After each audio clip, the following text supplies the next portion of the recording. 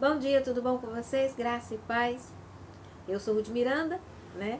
E a gente está aqui para estudar o quinto tópico da lição dessa semana, a primeira lição desse trimestre, né?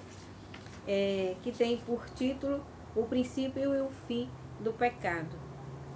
E hoje, quinta-feira, o tema é o fim do mal.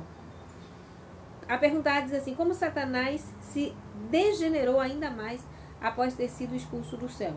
João capítulo 8, verso 44 diz assim: vós tendes por pai ao diabo, e quereis satisfazer os desejos de vosso pai.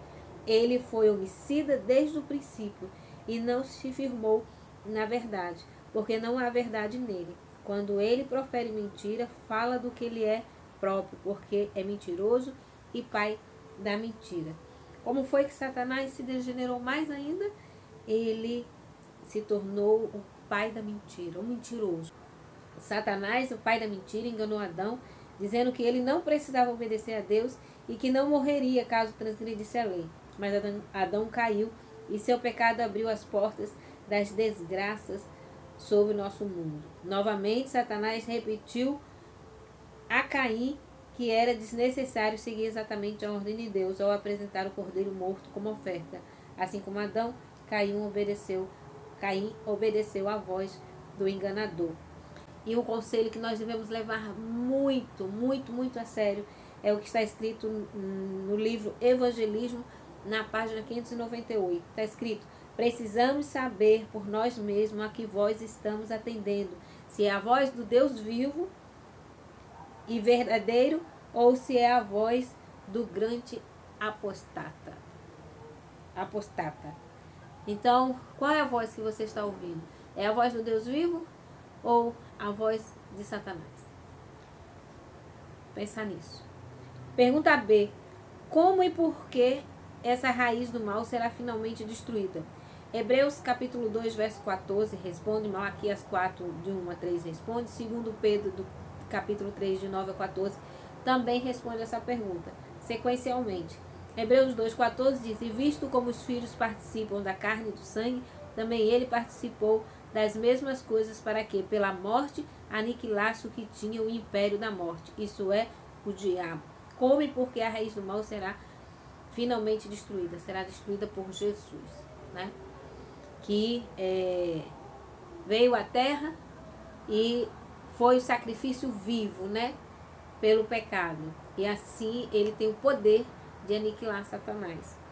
Malaquias 4, de 1 a 3 diz assim: porque eis que aquele dia vem ardendo como forno, todos os soberbos e todos os que cometem impiedade serão como palha, e o dia que está para vir os abrasará, diz o Senhor dos exércitos. De sorte que eles não deixará nem raiz, nem ramos. Quem é a raiz? Satanás. Ramos são aqueles, né, que seguiram o seu, além dos anjos que o seguiram, todos aqueles que seguiram a sua vontade, né? Jesus, que deu a vida para pagar o preço do pecado, vem e vai destruir Satanás e os seus anjos. Pergunta: embora pareça que o mal não esteja recebendo rápida punição, que promessa Deus apresenta quanto à sua total eliminação?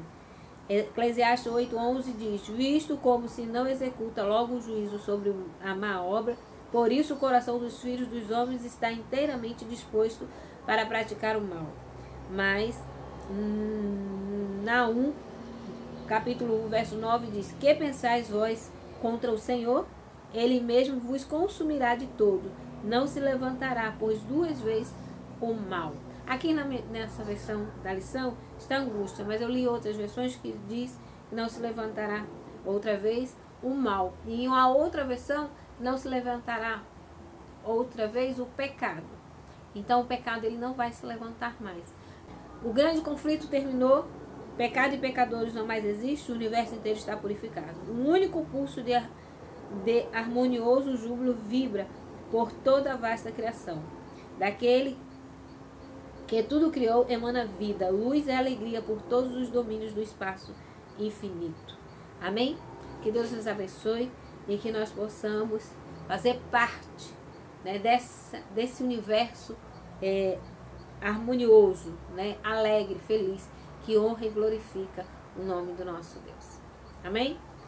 Aguardo vocês amanhã para nós continuarmos, aliás, para nós fazermos uma revisão dessa lição maravilhosa que foi a lição dessa semana. Aguardo vocês até amanhã. Fiquem com Deus.